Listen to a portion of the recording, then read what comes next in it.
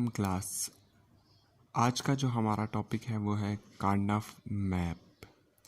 कार्नफ map का other name जो है उसको हम कहते हैं के मैप। के मैप आप लोग यूज़ करते हैं for simplification of Boolean expression. Like अगर आपको बहुत ज़्यादा लार्ज एक्सप्रेशन गिवन है तो उसको सॉल्व करने के लिए हम के मैप की टेक्निक यूज़ करते हैं। के मैप बेसिकली होता क्या है? के मैप जब आप लोगों ने डिज़ाइन करना होता है तो ये बेसिकली सेल्स पर मुश्तमिल होता है। हम कंसिडर करते हैं हमारे पास इस वक्त कितने हैं, 2 वेरिएबल्स गिवन है, 2 वेरिएबल्स गिवन है। तो टोटल नंबर ऑफ जो सेल्स होंगे इस केप मैप में, total number of cell is equal to होंगे 2 रेज़ पावर n। इस केस में हमारे पास 2 वेरिएबल हैं तो 2 रेज़ पावर 2, तो हमारे पास कितने सेल होंगे, 4।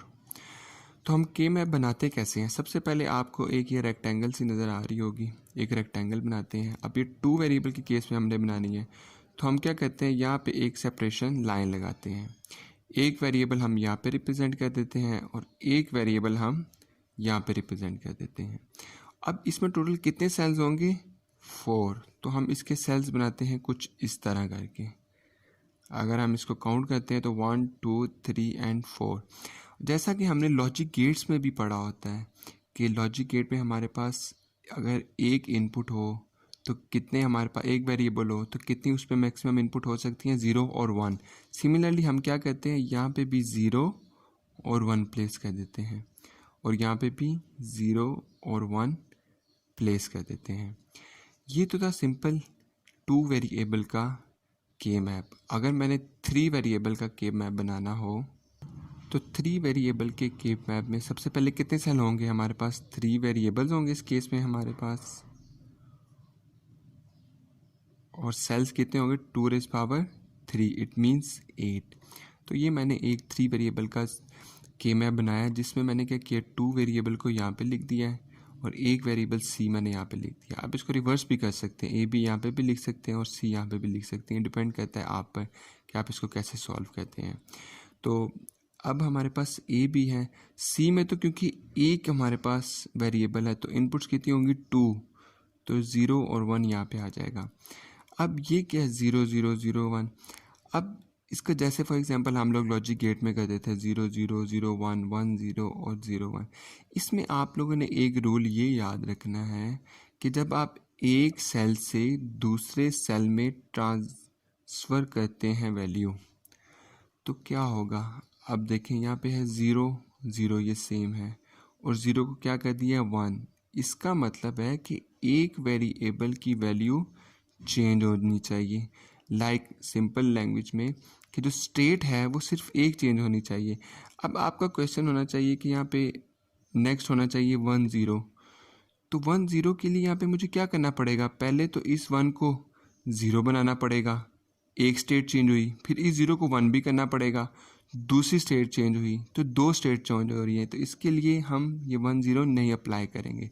1 1 में क्या करना पड़ा, 1 एज इट इज़ सेम रहा और 0 क्या बन गया, 1 बन गया, सिर्फ एक स्टेट चेंज हुई।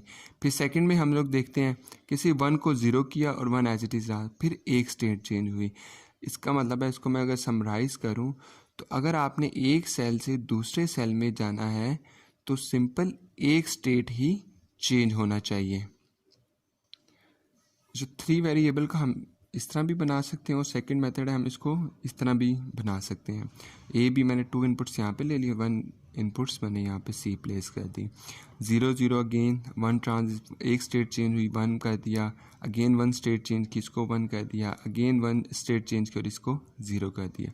तो ये दोनों मेथड से हम लोग इसको बना सकते हैं 3 वेरिएबल के मैप को। सिमिलरली अगर हम 4 वेरिएबल का देखते हैं तो 4 वेरिएबल के मैप कैसे बनेगा, के मैप। ओके, अगेन हमारे पास अब कितने सेल्स होंगे, 2⁴, इट मीन्स 16 हमारे पास सेल होने चाहिए। तो हम लोग क्या करेंगे जी, 4 वेरिएबल के केस में ए भी हम लोग यहाँ पे ले लेंगे और सी डी यहाँ पे ले लेंगे। अगेन उसी तरह ही 0 0 0 1 1 1 एंड 1 0।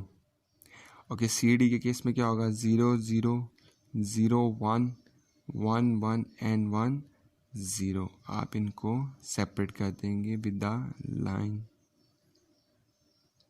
ये हमारे बॉक्सेस बन गए। अब इसमें अगर आप नंबर ऑफ सेल्स काउंट करेंगे तो वो 16 होगा। तो जो हमारा 4 वेरिएबल का के मैप होगा वो कुछ इस तरह का होगा। अब हम देखेंगे कि इन के मैप्स को हम यूटिलाइज कैसे कर सकते हैं। फॉर एग्जांपल मैं इस वक्त 2 के मैप की जो हमारे पास है उसको यूज़ कर रहा हूँ।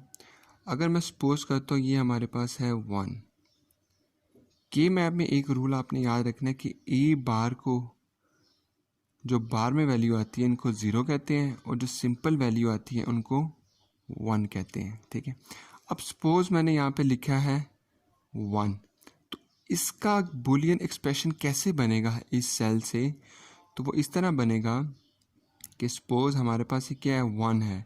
अब ये कौन सा बॉक्स फिल कर रहा है, जिसमें बी भी आ रहा है और यहाँ से ए भी आ रहा है।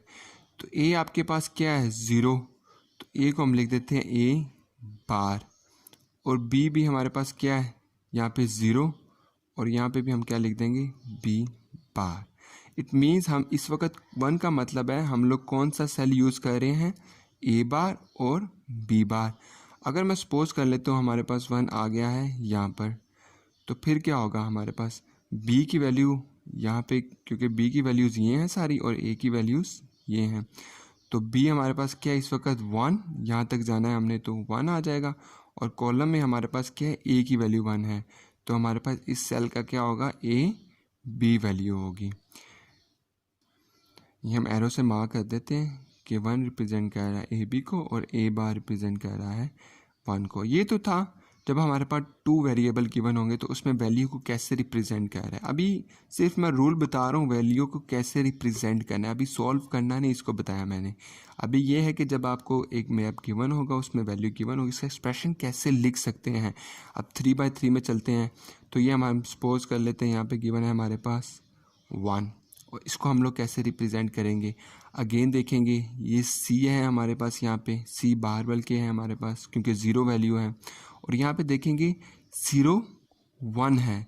अब 0 आपका यहाँ पे पहले क्या है ए और सेकंड क्या है बी, तो इसका मतलब है ये आपके पास 0 क्या है ए बार और आपके पास 1 क्या है सिंपल बी। तो इसकी टोटल वैल्यू क्या हम लोग लिख सकते हैं ऐसे कि ये हमारे पास है ए बार, क्योंकि ये 0 है इसलिए, और बी 1 है तो बी एज इट इज़ आ गया, और सी 0 है तो सी हम लोग एज इट इज़ प्लेस कर देंगे।